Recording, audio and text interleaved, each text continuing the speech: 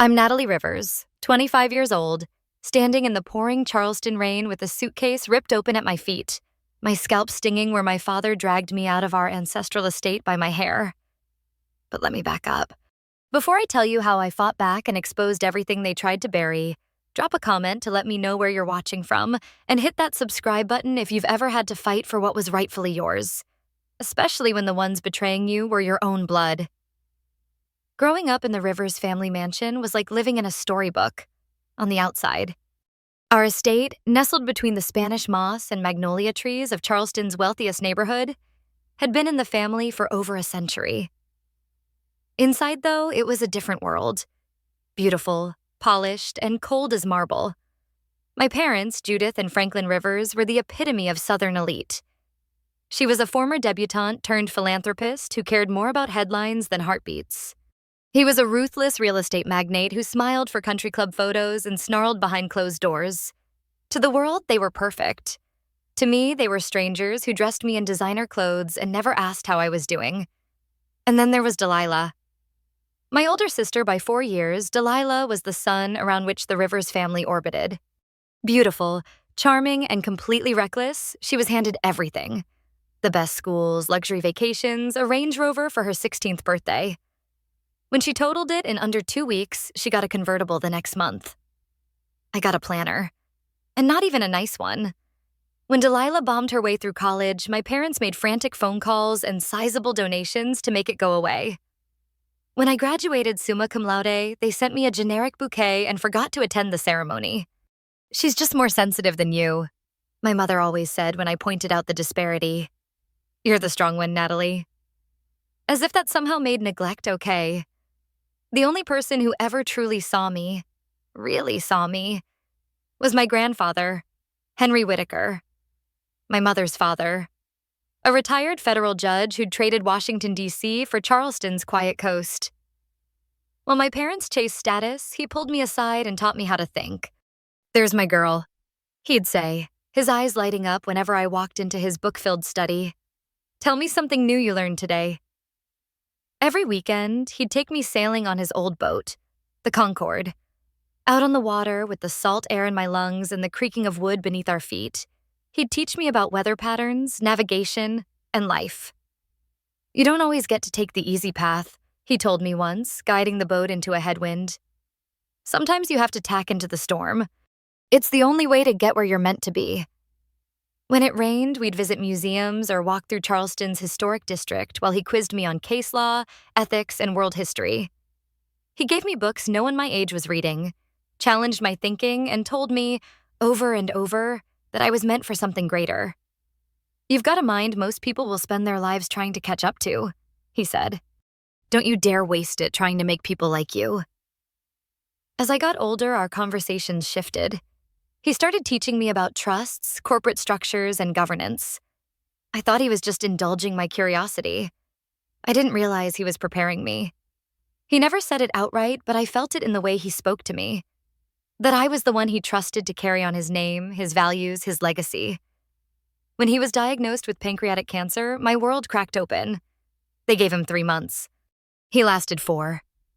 4 brutal, intimate months where I became his primary caregiver. Managing appointments, medications, helping him dress, reading to him when his eyes failed. Delilah visited maybe twice. Once with a hangover, and once with her boyfriend who couldn't stop scrolling through his phone.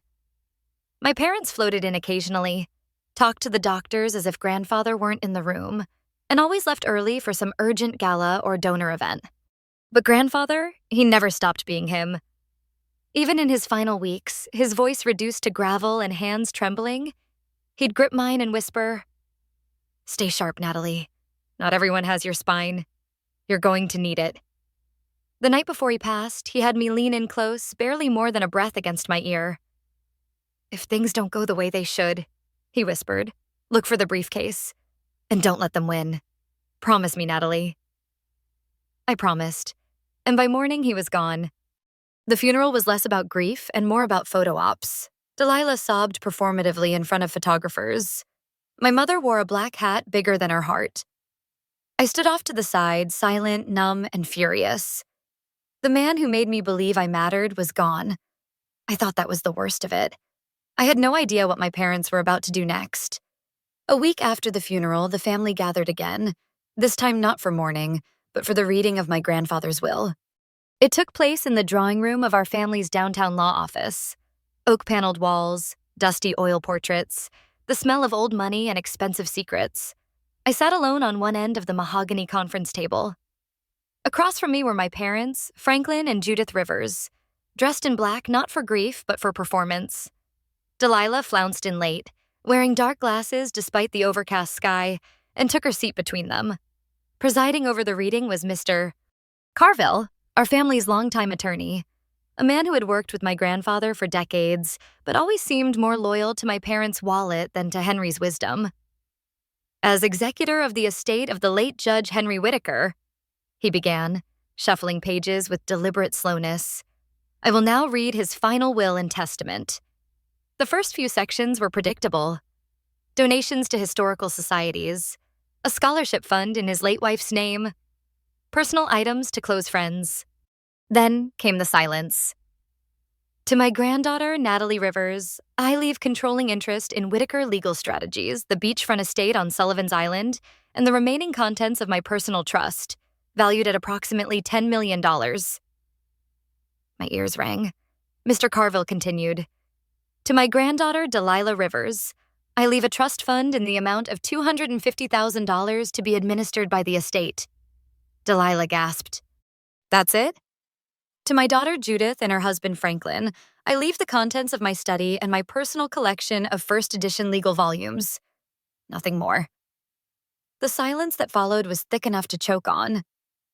This can't be right, my mother snapped, her voice sharp as glass. He promised, he told us. I'm afraid it's quite clear, Mr. Carville said, visibly uncomfortable. These documents were notarized and witnessed 3 months before his death. Judge Whittaker was sound of mind, and the estate plan was thorough. My father's face turned a mottled red. Delilah stared at me like I'd pulled the rug out from under her. I sat motionless. I didn't smile. I didn't cry. I was too stunned. And then I saw it. A flicker. A silent exchange of glances between my father and Mr. Carville. A slight nod. The twitch of my mother's jaw. Mr. Carville cleared his throat. Of course. There are procedural matters we will need to attend to. The transition may take time. There are questions to address. Questions? I didn't know it then, but that moment was the beginning of something far darker than I could have imagined. A shift. The moment when grief turned to strategy, and strategy turned to betrayal. The next few days were strange, tense, unsettling. Doors that were always open in the house were now locked. Conversations stopped the moment I entered a room. The house staff, once warm and familiar, became distant. My parents acted kind but cold, like politicians smiling through clenched teeth. We're all adjusting, my mother said when I asked what was going on. Give it time. But I felt it. I wasn't welcome. Not really. Then Delilah cornered me in the hallway near my grandfather's old study. Enjoy it while it lasts, she whispered with a smirk. They're not going to let you keep it. Not after everything. What are you talking about? But she was already walking away, her heels clicking against the marble like a countdown. That afternoon, I went to the study, grandfather's study, to begin reviewing the documents about the firm and trust. I found the books gone, the files cleared, the shelves empty. What happened to everything?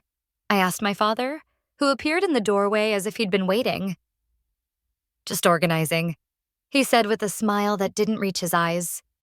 Legal process, you understand? Something inside me tensed. Later that night, I passed by my father's private office and heard voices. Angry, low, fast. We need to undo this before she starts digging, my mother hissed. She's not ready, my father replied. Carville says there are legal angles. We can challenge it. That was when I knew. They were planning something. Something big. At dinner, I confronted them. What exactly are you two planning to do with grandfather's will? Don't be dramatic, Natalie, my father said, slicing his steak with mechanical calm. "You're letting grief make you paranoid." "You've been under a lot of stress," my mother added.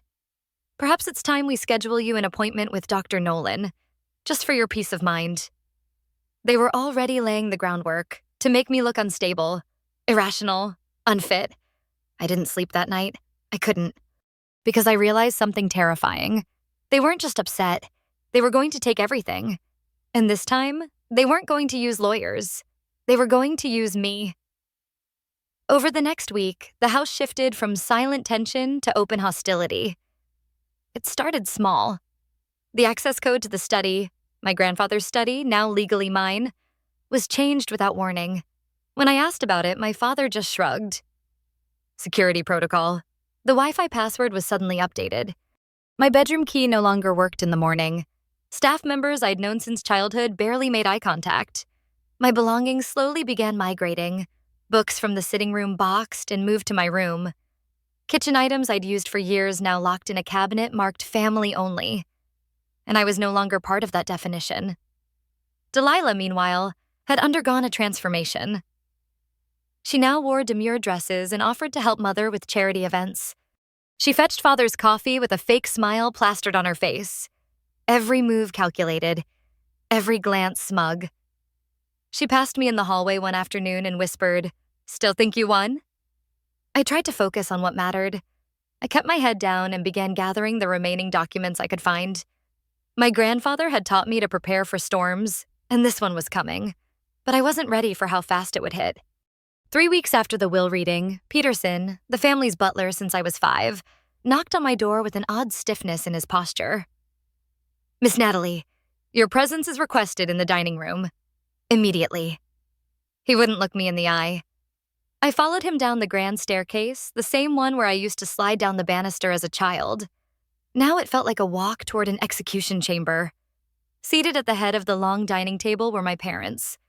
Delilah was to their left, lips pursed, hands folded. On the right sat Mr. Carville and a stranger in a gray suit with wire-rimmed glasses and a briefcase. "This is Dr. Ethan Clark," my father said before I could ask. "A psychiatric consultant." The chill that went through me was instant. "Sit," my mother ordered. "This won't take long." I sat. Dr. Clark opened his briefcase and pulled out a slim folder. "We've reviewed documentation regarding your grandfather's mental state in his final weeks," he began. "There are discrepancies." "Discrepancies?" I cut in. "According to who?" He hesitated. "A letter has surfaced, allegedly written by Judge Whitaker, expressing concerns that he was being pressured during his illness." He slid the letter across the table. I picked it up. It wasn't even close to my grandfather's handwriting. "You expect me to believe he wrote this?" I laughed coldly. "It's not even his phrasing. Anyone who knew him would know that." "The handwriting has been verified by independent analysts." Carville chimed in. "Analysts on your payroll, no doubt." Delilah spoke next, and the betrayal in her voice was almost worse than the letter.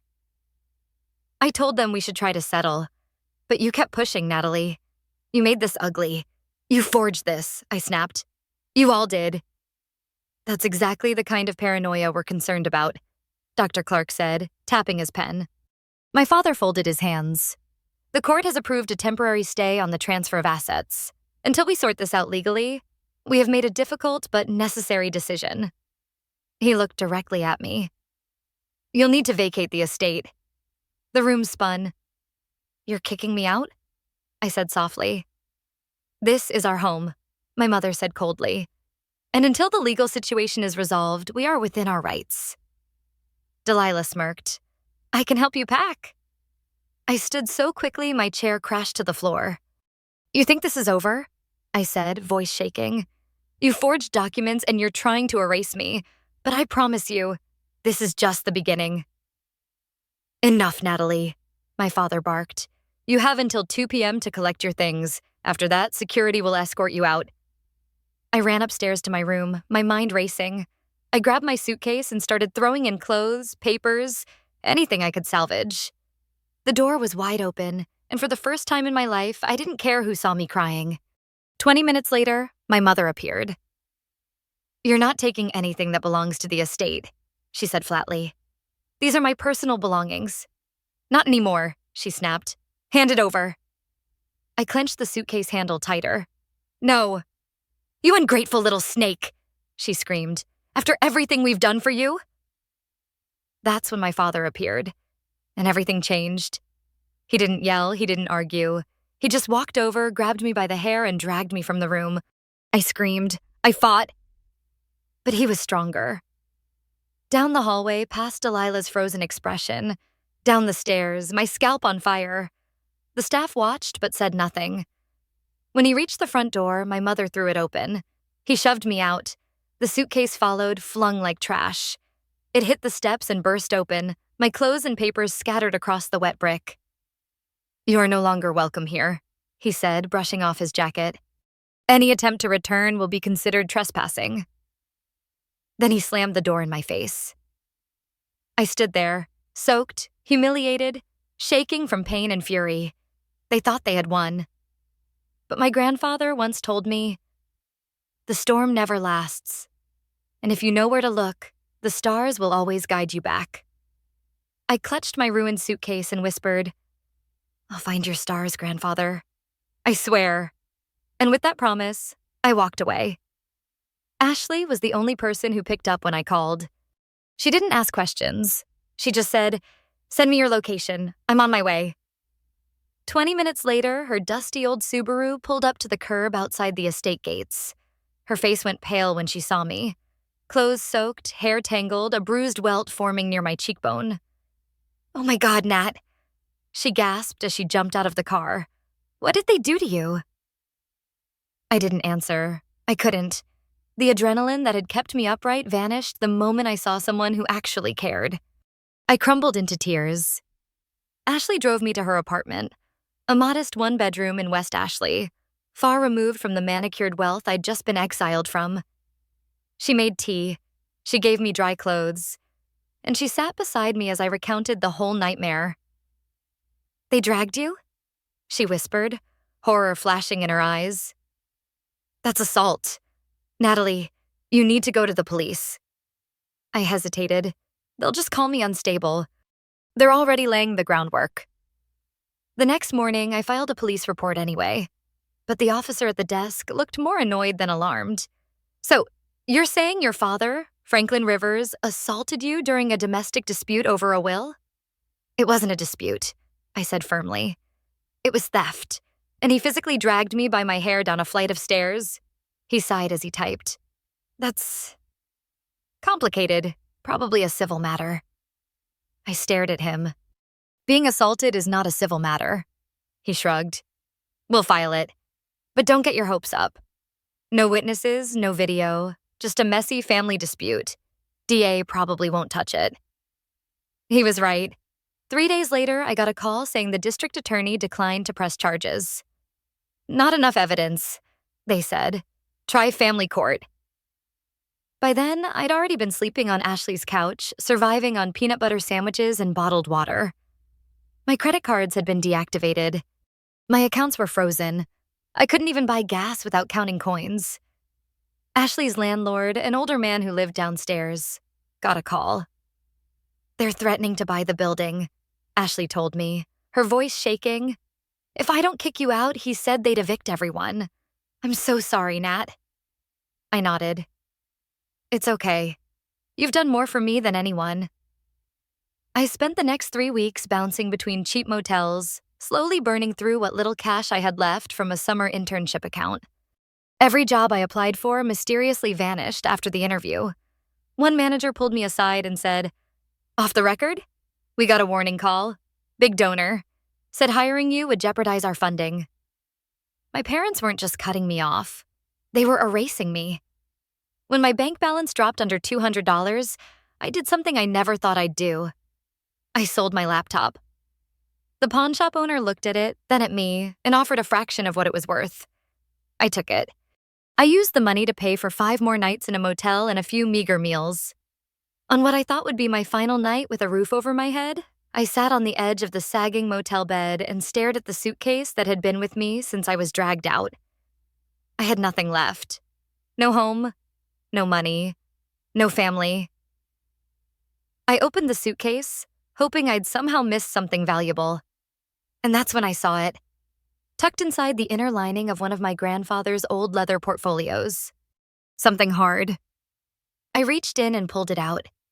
It was a folded slip of paper taped to the underside of the case, barely visible. My breath caught. Written in my grandfather's tight, elegant script were the words, "If you're reading this, it means they've done what I feared. Go to Marcus Hale in Savannah. Show him the watch. Trust him." I stared at the note, my hands trembling.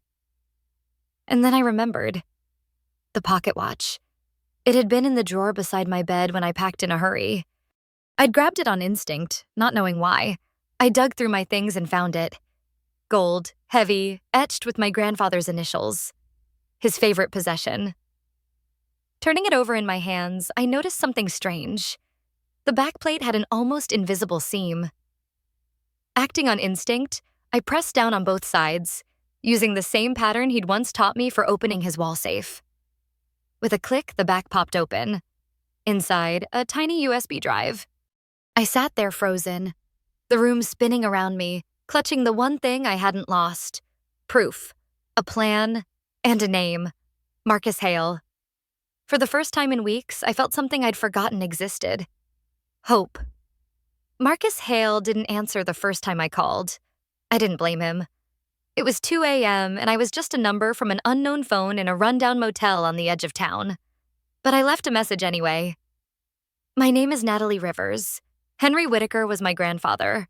He told me to find you, and that I should bring the watch." By morning, I had a missed call and a text. "Meet me. Noon. Bring everything. Don't tell anyone." The address he sent was in Savannah, a few hours south. I checked out of the motel before sunrise and drove my old Civic down I-95, clutching the watch in one hand at every red light like a talisman. When I arrived at the location, I wasn't sure if I had the right place. It wasn't a law office.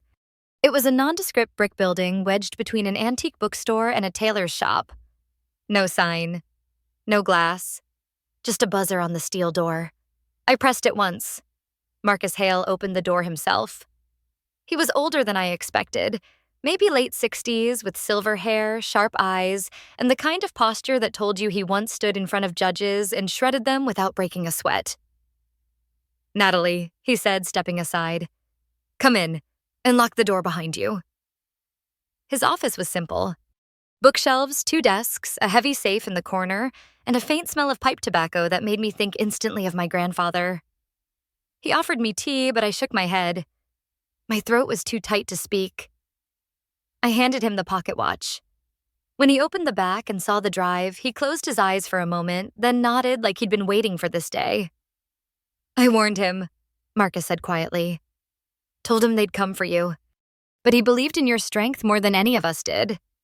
He plugged the drive into a secure laptop and opened its contents. What we found nearly brought me to tears. There were medical records, dated, signed, and validated, confirming my grandfather was fully lucid and mentally competent in the months before his death. Scans, reports, even video statements from his primary doctor. There were recorded conversations, some between him and me, others where he spoke directly to the camera, explaining why he had made the decisions he did. "If this is ever challenged, understand I did this with full clarity," he said in one clip. "Natalie is my legacy. Not because she's my blood, but because she is my mind, my will, my conscience."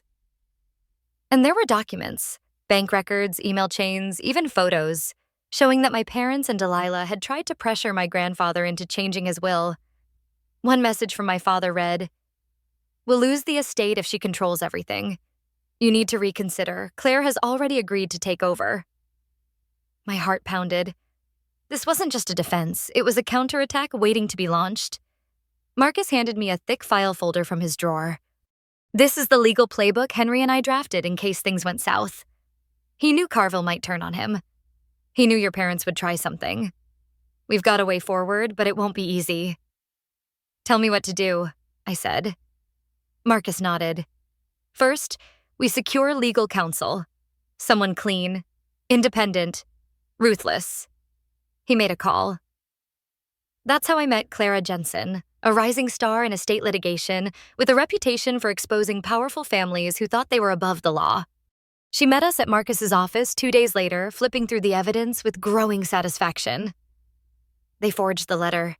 You've got medical clearance. And the kicker, audio of them trying to interfere. She said, "We can win this." "But they've already frozen the assets," I said. "I have nothing, no job, no home, and they've smeared my name everywhere." Marcus smiled for the first time. "They don't know what Henry gave you. You're about to become their worst nightmare." I stayed in the guest house behind Marcus's home, a charming converted carriage house with brick walls and warm lamplight. For the first time in weeks, I had silence, safety, and something to fight for. We worked day and night. I hired a private investigator named Reese Monroe.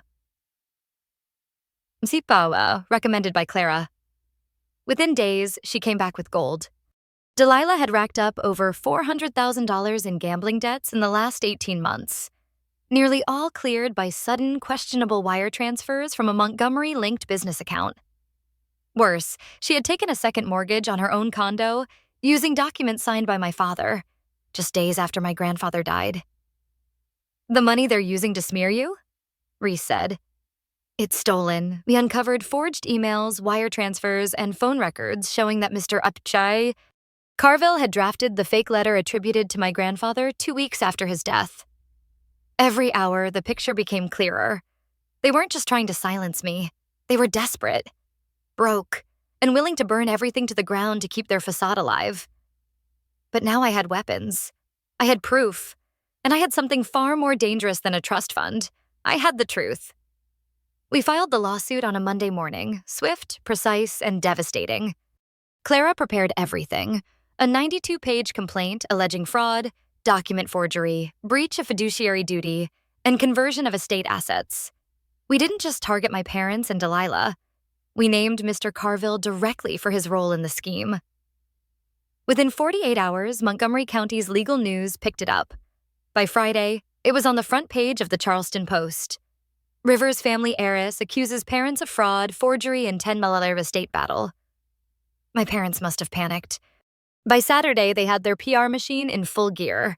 A carefully staged interview with the local TV host aired that evening. My mother, composed and cold, claimed I had suffered immense psychological stress after my grandfather's death and was lashing out in her grief. My father sat beside her, hands folded, voice grave. "Natalie is a brilliant girl, but she was always impressionable. Unfortunately, this lawsuit is hurting the family more than she realizes." Then Delilah appeared, tearful and somber, in a soft focus one-on-one clip. "I loved my grandfather," she said. "I would never try to steal anything. All I ever wanted was peace in the family. I didn't even want the money." I watched from Marcus's kitchen table, a cup of lukewarm tea in my hands, my stomach curdling. "They're playing the sympathy card," Clara muttered. "Classic move." Reese wasn't impressed either. "Don't worry, let them talk. The more public they get, the more pressure they put on themselves to keep the story clean. That's where we strike."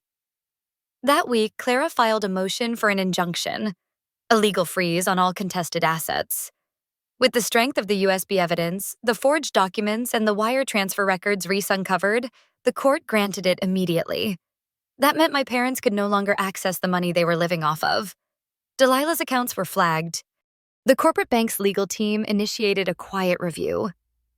The Rivers family's grip on the estate began to slip. I stayed hidden, completely off the grid. No social media, no public appearances. My parents had no idea where I was or who was helping me, and we intended to keep it that way. But the moment I felt our first victory, I received a text message from a blocked number. "Please, we need to talk. I never wanted it to go this far. You don't understand what's really happening. Please meet me. Delilah." I stared at it for a long time. Clara's advice had been clear. Do not engage. Not yet. But part of me needed to know. Was there a sliver of truth behind her tears? Was she just a pawn? Or a willing player? I didn't respond. Instead, we focused on tightening our case. Reese tracked down two key staff members who had worked in our home for over a decade. Both had been in the house the day I was dragged out. They agreed to submit sworn statements describing what they saw: my father's violence, my mother's silence, and Delilah's smirk. But the next twist came from someone we didn't expect. Marcus received a letter one morning, hand-delivered and unsigned.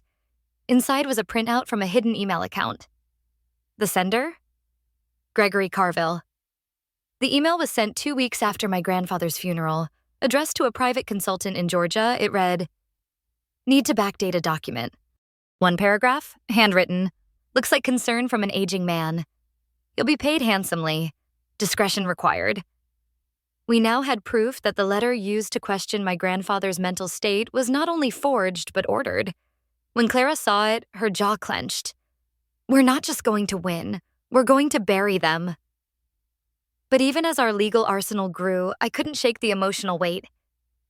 Each night, I sat alone in Marcus's guest house, staring at my grandfather's watch. This wasn't just a case. It was the final promise I made to him. A week before the initial hearing, Clara called with news that stopped me cold. "We've confirmed the judge," she said. "It's Eleanor Vasquez." I blinked. "You mean the one who clerked for grandfather in the 90s? Clara smiled. "Exactly.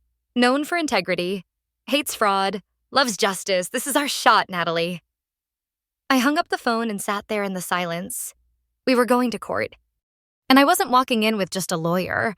I was walking in with my grandfather's legacy and the fire they tried to extinguish. The morning of the hearing, I stood in front of the mirror wearing one of my grandfather's tailored navy blazers, a piece Marcus had saved for me, still wrapped in dry cleaning plastic. I ran my fingers over the lapel and whispered, "We're ready." Outside the courthouse, the media waited like vultures. For months, I had been invisible, just a rumor behind the scandal. Today, they'd see the truth. I stepped out of the car Clara arranged, a discreet black sedan, and immediately, camera shutters exploded. "Miss Rivers, why haven't you spoken until now? Do you have a response to your family's claims of instability? Is it true you manipulated Judge Whittaker before his death?" I didn't stop. I didn't flinch.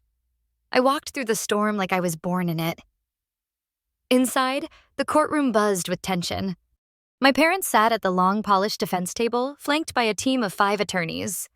My mother wore black again, as if mourning her dignity. My father looked like a man trying to remember how to breathe. Delilah sat behind them, hands clenched in her lap. Her eyes met mine for a moment, then dropped. Mr. Carville looked thinner than I remembered, his skin pale and jaw tight. We took our places at the plaintiff's table, just me, Clara, and 2 assistants. We didn't need numbers. We had something better.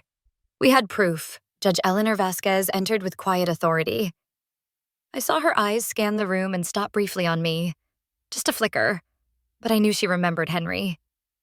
When she spoke, her voice had the weight of granite. "I've reviewed the preliminary motions, the injunction request, and the fraud allegations. The evidence presented is deeply concerning. Let this be clear. This court will not tolerate deception, coercion, or abuse of power in matters of inheritance law." My father shifted. The trial began. Their side opened with claims of mental decline, stating my grandfather was manipulated by me, that he had been confused, isolated, that the will did not reflect his true intent. They presented affidavits from doctors who had never treated him, but were paid consultants offering generalized observations about cognitive decline in the elderly. Then they introduced the letter, the forged one. I saw the judge's eyebrows raise slightly as their lead attorney said, "We believe this letter, found among Judge Whittaker's personal effects, shows concern over undue influence from the plaintiff."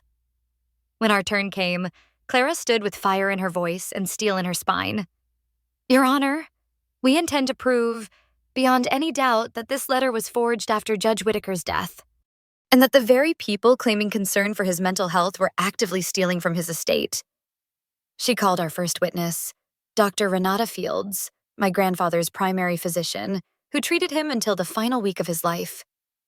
"Did you at any point observe cognitive decline that would prevent Judge Whittaker from understanding or managing his affairs?" Clara asked. "Absolutely not," Dr. Fields answered. "He was sharp, articulate, and fully competent. We spoke about case law the day before he passed. The next witnesses were members of the household staff. Peterson, the butler who'd watched me grow up, stood and, with visible emotion, recounted the day my father dragged me by the hair down the stairs. "I failed her," he said. "I should have stepped in, but I was told to stay out of family matters." Then came the private investigator's report. Reese laid it out clean and brutal. Gambling debts, unauthorized transfers, mortgage fraud, and the damning email from Carville requesting help forging a handwritten note. But we weren't finished. Clara paused, then nodded at the bailiff. "Your Honor, we request permission to submit a video statement recorded by Judge Whitaker 2 weeks before his death during a notarized estate planning session." The judge gave a single nod. The lights dimmed, and then my grandfather's face filled the screen. He looked thinner, frailer, but his eyes were sharp. "If this video is being played," he began, "then my intentions have been challenged. I wish to be absolutely clear. I leave my estate and control of my business to my granddaughter, Natalie Rivers. This decision is based on her character, intellect, and moral center." He looked directly into the camera. "I am of sound mind. I make this statement freely, and I do so because I trust her more than anyone." When the video ended, you could hear a pin drop. Even the defense attorneys looked shaken. Then Clara delivered the final blow. "We move to dismiss all counterclaims and request full enforcement of Judge Whitaker's will, plus damages for malicious interference and attorney fees." Judge Vasquez called for a recess. When she returned, she didn't mince words. "This court finds the original will valid and enforceable. The evidence of forgery and fraud is overwhelming. The plaintiff is hereby awarded full control of the estate, business assets, and financial holdings as stated in the will." Then she added something none of us expected.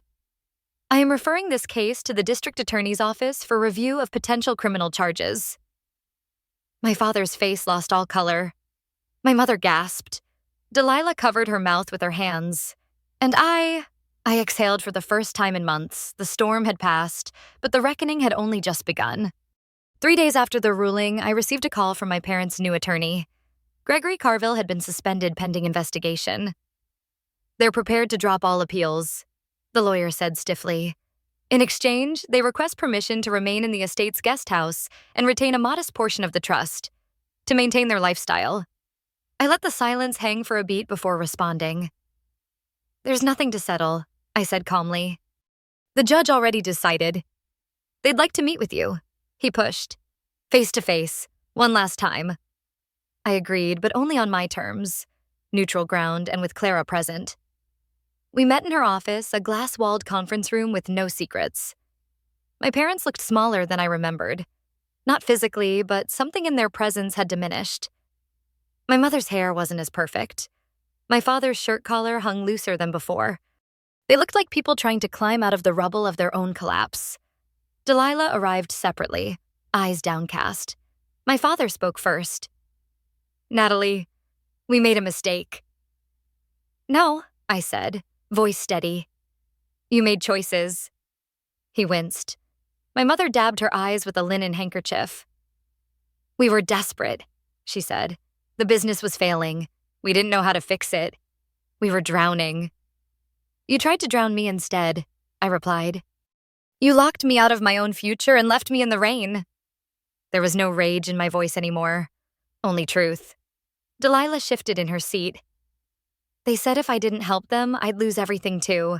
I was scared. I didn't know what else to do." "You could have told the truth," I said. "You could have stood up." Delilah nodded. "You're right." My father leaned forward. "We're willing to walk away. Just give us enough to survive." "You'll receive what the judge awarded," I said. "Nothing more. Consider yourselves lucky I'm not pressing criminal charges." 2 weeks later, I watched from the second-floor balcony as moving trucks pulled away from the estate. They didn't say goodbye. I didn't expect them to. The house was mine now, but it didn't feel like home. Too many ghosts. Too many memories embedded in the woodwork.